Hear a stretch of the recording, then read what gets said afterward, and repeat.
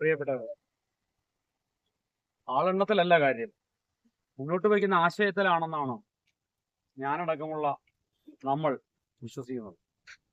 അതുകൊണ്ടാണ് ഇന്ന് കേരളം എല്ലായിടത്തും ചിങ്ങം 1 കർഷക ദിനമായി വ്യവസ്ഥാപിതമായി ആഘോഷിക്കുമ്പോൾ നാം കൃഷി വേണം എന്ന ഒരു സമരമായി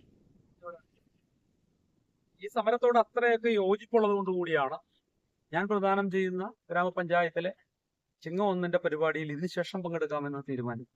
അത്രയും പ്രധാനപ്പെട്ടതാണ് ഇതിന്റെ ബോധ്യം. ഇത് ആ ബോധ്യത്തിൽ നിന്നുണ്ടാവുന്ന ബഹുമാനത്തോടെ സമരത്തെ ആദ്യം സമീപിക്കാൻ ഞാൻ ബഹുമാനപ്പെട്ട അധ്യക്ഷൻ, ബഹുമാനപ്പെട്ട സ്വാഗത സതീഷ്, സബ്ജക്ടൻ, ചേട്ടൻ, ഇവിടെ വിളിക്കുന്ന എല്ലാവരോടും ആദ്യമായി ഈ സമരത്തിന്റെ പേരിൽ അഭിവാദ്യം അർപ്പിക്കുക. ഡാറ്റയും അതുപോലെ തന്നെ അതിന്റെ മറ്റ് വിവരങ്ങളും വെച്ചുകൊണ്ട് ഒരു അക്കാഡമിക് പ്രസംഗം നടത്തുന്നതിൽ ഒരു അർത്ഥവുമില്ലാത്ത ഇടമാണ്. അക്കാഡമിക് പണ്ഡിതന്മാർ എത്രയോ ചമച്ചു വച്ച തീസിസുകൾ സർവകലാശാലകളുടെ അട്ടങ്ങളിൽ ഇരിപ്പുണ്ട്. എന്നാൽ കൃഷി ഇപ്പോഴും ഇവിടെയില്ല. നമുക്ക് മുൻപിൽ ഇന്നിപ്പോൾ ഇവിടെ നമ്മുടെ പ്രിയപ്പെട്ട സഹോദരങ്ങൾ ഇന്നലകളിൽ നെല്ല് വിളഞ്ഞിരുന്ന പാടശേഖരങ്ങളിൽ നിന്ന് പുല്ലരിഞ്ഞ് വീട്ടിൽ കൊണ്ടുപോവുകയാണ്. കാരണം നെൽകൃഷി നടന്നിട്ട് കാലപ്പുറയായി. നെൽകൃഷി നടക്കാതിരിക്കുന്നത് എവിടെയൊക്കെയാണ്?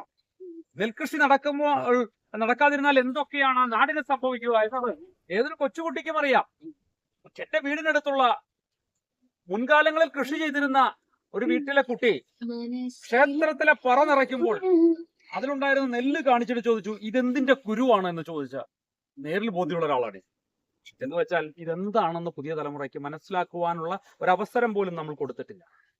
നേരത്തെ പ്രിയപ്പെട്ട സ്വാഗത പ്രാസംഗ്യൻ പറഞ്ഞു, അധ്യക്ഷൻ പറഞ്ഞു, തുറവൂരിൽ ഏതാണ്ട് 900-ലധികം ഏക്കർ പാടശേഖരം, തൊട്ടടുത്ത ചെമ്പകശ്ശേരിയും കൊട്ടളപ്പാടവും എഴുപുന്ന പാടശേഖരങ്ങളുമുണ്ട്. ഇവിടെയെല്ലാം കൃഷി നടക്കുന്നുണ്ടോ? ഇല്ല. എന്തുകൊണ്ടാണ് കൃഷി നടക്കാത്തത് എന്ന് ചോദിച്ചാൽ 2 ഘടകങ്ങളുണ്ട്. മത്സ്യകൃഷി മാത്രമാണ് വേണ്ടത് എന്ന് പറയുന്ന ഒരു വലിയ വിഭാഗമുണ്ട്. അത് ലാഭത്തെ മാത്രം അടിസ്ഥാനപ്പെടുത്തിയുള്ള ഒരു ചിന്തയാണ്. ലാഭത്തെ മാത്രം അടിസ്ഥാനപ്പെടുത്തിക്കൊണ്ടുള്ള ഒരു കാഴ്ചപ്പാടാണ്. ലാഭം മാത്രമാണോ ലോകത്തിന്റെ മുന്നോട്ടുള്ള പോക്കിനെ തീരുമാനിക്കുന്നത് എന്ന് നാം ചിന്തിക്കേണ്ടി വരും. ലാഭത്തിൽ നിന്ന് അധിഷ്ഠിതമായ ഒരു ചിന്തയിൽ നിന്നാണോ നമ്മുടെ കുടുംബത്തിലെ മറ്റുള്ളവരെ നാം സ്നേഹിക്കുന്നത്? ലാഭത്തിൽ നിന്ന് അധിഷ്ഠിതമായ ഒരു ചിന്തയിൽ നിന്നാണോ നാം ഈ ലോകത്തെല്ലാവരെയും കാണുന്നത്? നമ്മുടെ കൂടപ്പിറപ്പുകളിൽ ഒരാൾ തെരുവിൽ ഒന്ന് ബോധം കെട്ടി വീണാൽ, ഒരു അപകടത്തിൽപ്പെട്ടാൽ ഓടിച്ചെല്ലുന്നത് ലാഭത്തിൽ നിന്ന് അധിഷ്ഠിതമായ ചിന്തയിൽ നിന്നാണോ? അതുപോലെ കാണേണ്ട ഒന്നാണ് കൃഷിയും. കാരണം അമേരിക്ക ഉൾപ്പെടെയുള്ള രാജ്യങ്ങൾ സബ്സിഡി കൊടുത്താണ് കൃഷിയെ നിലനിർത്തുന്നത്. ഇവിടെയും സബ്സിഡി കൊടുക്കുവാനും വാങ്ങുവാനും ഒക്കെ ആളുകളുണ്ട്. എന്നാൽ കൃഷി നടക്കുന്നുണ്ടോ എന്ന് ചോദിച്ചാൽ ഇല്ല. കൃഷി നടക്കുന്നിടത്ത് എന്തുകൊണ്ട് കൃഷി നടക്കുന്നില്ല എന്ന് ചോദിച്ചാൽ വലിയ മാഫിയവൽക്കരിക്കപ്പെട്ട മത്സ്യകൃഷിയുടെ ചില പ്രശ്നങ്ങൾ ഇവിടെയാണ്. മത്സ്യകൃഷി നടത്തുന്നവർ മുഴുവൻ മാഫിയക്കാരാണെന്ന വിശ്വാസം എനിക്കില്ല.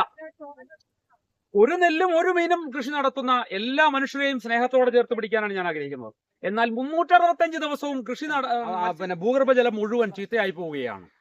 അത് മാത്രമാണോ? ആ പ്രദേശത്തെ നീരൊഴുക്കുകൾ തടസ്സപ്പെടുകയാണ്. ആ പ്രദേശത്തേക്ക് ഓരുവെള്ളം മാത്രം കടന്നു വരികയാണ്. ആ പ്രദേശത്തിന്റെ ധമനികളായ, ആ പ്രദേശത്തിന്റെ ഹൃദയമായ പാടശേഖരങ്ങളും തോടുകളും എല്ലാം ഇല്ലാതാക്കപ്പെടുകയാണ്. അപ്പോൾ സ്വാഭാവികമായും ആ നാടിന് എന്ത് സംഭവിക്കുന്നു എന്ന് ചോദിച്ചാൽ ഈ പ്രദേശങ്ങളിലെ ഓരോ വീടുകളും എടുത്തു നോക്കിയാൽ മതി. മറ്റൊന്നുകൂടി ഞാൻ പറയാം, ഈ നാട്ടിലെ പിന്നോക്കക്കാരായ മനുഷ്യരുടെ വീടുകളാണ് ഇല്ലാതായി പോകുന്നത്. ഇതിലൊക്കെ ജാതിയുണ്ട്. പണം സമ്പാദിക്കുന്ന ഏതെങ്കിലും ഒരു മനുഷ്യൻ ഈ കൃഷി കൊണ്ട്, മത്സ്യകൃഷി മാത്രം നടത്തി പണം സമ്പാദിക്കുന്ന മനുഷ്യരോട് ഞാൻ വെല്ലുവിളിക്കുകയാണ്. നിങ്ങൾ വലിയ സൗകര്യങ്ങളില്ലാതെ ഈ സാധാരണ പാവപ്പെട്ട മനുഷ്യർക്കൊപ്പം വന്ന് ഇവിടെ സ്വന്തം ജീവിതം നയിക്കാൻ തയ്യാറാവും. റിസോർട്ടുകൾക്ക് കെട്ടിപ്പോക്കുന്നതിനെ കുറിച്ചല്ല ഞാൻ പറയുന്നത്. നിങ്ങൾ ഇവിടുത്തെ സൗകര്യങ്ങളിൽ ജീവിക്കാൻ സാധ്യമല്ല. കാരണം വീടുകൾ തെള്ളിപ്പോവുക എന്ന പ്രാദേശിക പ്രതിഭാസം ഉണ്ടാവും. സ്വന്തം ജീവിതത്തിലെ മുഴുവൻ സമ്പാദ്യം ഉപയോഗിച്ച് വീട് കെട്ടിപ്പടുക്കുന്ന മനുഷ്യരുടെ വീടുകൾ 2-3 കൊല്ലം കഴിയുമ്പോൾ അത് ഇടിഞ്ഞു വീഴാറാവുന്ന പരുവത്തിലേക്ക് എത്തിച്ചേരുകയാണ്. അപ്പോൾ നാം കാണുന്ന കാഴ്ചയിൽ ജാതിയുണ്ട്, സാമൂഹ്യ ഘടനയുടെ പ്രശ്നമുണ്ട്, പാരിസ്ഥിതികമായ ആഘാതങ്ങളുണ്ട്. ഇതെല്ലാം തുറന്നു പറയാതെ പോകാനും വയ്യ. എന്തുകൊണ്ടാണ് പാടശേഖരങ്ങൾക്ക് ചുറ്റും ജീവിക്കുന്ന മനുഷ്യരെ മനുഷ്യരായി കാണാൻ ഈ സംവിധാനങ്ങൾ തയ്യാറാവാത്തത് എന്ന ചോദ്യം ആദ്യമായി ഉയർത്തേണ്ടതുണ്ട്. അതാണ് ഞാൻ പറഞ്ഞത്. അതിൽ ജാതിയുണ്ട്, സാമൂഹ്യ പിന്നോക്കാവസ്ഥയുടെ വിഷയമുണ്ട്. ഇപ്പോഴും ഈ പ്രദേശങ്ങളിൽ താമസിക്കുന്ന മനുഷ്യരെ മനുഷ്യരായി കാണാൻ ഈ പൊതുസമൂഹം കാണാത്തതിന്റെ, ഈ സംവിധാനം കാണാത്തതിന്റെ പ്രശ്നമുണ്ട്. ബഹുമാന്യനായ മുൻ കൃഷി വകുപ്പ് മന്ത്രി പി പ്രസാദുമായി പലവട്ടം ഇതിനെക്കുറിച്ച് ഞാൻ സംസാരിച്ചിട്ടുണ്ട്, ഇടപെട്ടിട്ടുണ്ട്. അപ്പോഴൊക്കെ അദ്ദേഹം പറയുന്നത് ഈ കൃഷി ചെയ്യണം, കൃഷി ഇല്ലെങ്കിൽ ഈ നാട് നശിച്ചു പോകും എന്ന നിലപാടെടുക്കുകയും പലപ്പോഴും ഇതിനായി എല്ലാ സംവിധാനങ്ങളും ഒരുക്കുകയും ചെയ്തു. പക്ഷെ ഉദ്യോഗസ്ഥരടക്കമുള്ള മറ്റൊരു സംഘം മറ്റാരൊക്കെ സഹായിക്കുകയാണ്. എല്ലാ ഉദ്യോഗസ്ഥരെ കുറിച്ച് ഞാൻ പറയുന്നില്ല, കുറച്ചുപേരെ. നാം പ്രവർത്തിക്കേണ്ടുന്ന ഘട്ടം എപ്പോഴേ എത്തിച്ചേർന്നു. ഇത് പ്രവൃത്തിയുടെ കാലമാണ്. നമുക്ക് പ്രവർത്തിച്ച് മാത്രമാണ് മുന്നോട്ട് പോകാൻ സാധിക്കുക. നിരാശപ്പെടേണ്ടതില്ല. ഒരാളിൽ നിന്നാണ് ഒരു നാട് നയിച്ച വിപ്ലവങ്ങൾ ഉണ്ടാവുക. ഒരു കൂട്ടം മനുഷ്യരിൽ നിന്നാണ് ഒരു വലിയ ജനക്കൂട്ടം ഉണ്ടാവുക. കണ്ടതാണ് BJP-യുടെ, നമ്മുടെ പുതിയ കുട്ടികളുടെ സമരം. ഒരാളിൽ നിന്ന് തുടങ്ങിയ സമരമാണ്. അത് ഈ ഡൽഹിയിലെ ഭരണകൂടങ്ങളെ പിടിച്ചത് ഒരു രാഷ്ട്രീയ പാർട്ടിയുടെ ഭാഗമായിരുന്നില്ല. ഏതാണ്ട് വർഷങ്ങളായി ഞാൻ പരിസ്ഥിതി സംരക്ഷണത്തിനൊപ്പം പ്രവർത്തിച്ചുകൊണ്ടിരിക്കുകയാണ്. ഇവരുള്ള എല്ലാ പിന്തുണയും കിട്ടുകയാണ്. ആദ്യം എന്നെ പരിപാടിക്ക് വിളിക്കുമ്പോൾ ഞാൻ അല്പം സംശയക്കണ്ണിലാണ് വീക്ഷിക്കുന്നത്. ആരൊക്കെയാണെന്ന് എനിക്കറിയില്ല. എന്നെ വിളിച്ചു പറഞ്ഞ ആൾ പറഞ്ഞ ഒരൊറ്റ ഉറപ്പിന്റെ ബലത്തിലാണ് ഞാൻ ആദ്യമായി വരുന്നത്. എങ്കിലും ഈ മനുഷ്യ സത്യസന്ധമായി മുന്നോട്ട് പോകാൻ ഇന്നും തയ്യാറായിക്കൊണ്ടിരിക്കുമ്പോൾ, ഒരുപാട് വെല്ലുവിളികൾ നേരിടുമ്പോൾ, ഈ പരിപാടികളിലൊക്കെ പങ്കെടുക്കുമ്പോൾ ഈ പരിപാടികളിലൊക്കെ പങ്കെടുക്കേണ്ടതുണ്ടോ എന്ന ചോദ്യവുമായി എന്നോട് വരുന്ന മനുഷ്യരോട് കൂടിയാണ് ഈ പരിപാടികളിലൊക്കെയാണ് പങ്കെടുക്കേണ്ടത്. 100,000 പേരെ അഭിസംബോധന ചെയ്യുന്നതിനേക്കാൾ ഈ പാഠവക്കത്ത് നിന്നുകൊണ്ട് സത്യം പറയാനുള്ള ഈ അവസരം തന്ന ഈ പരിസ്ഥിതി സമിതിയോട് ഞാൻ നന്ദി പറയുകയാണ്.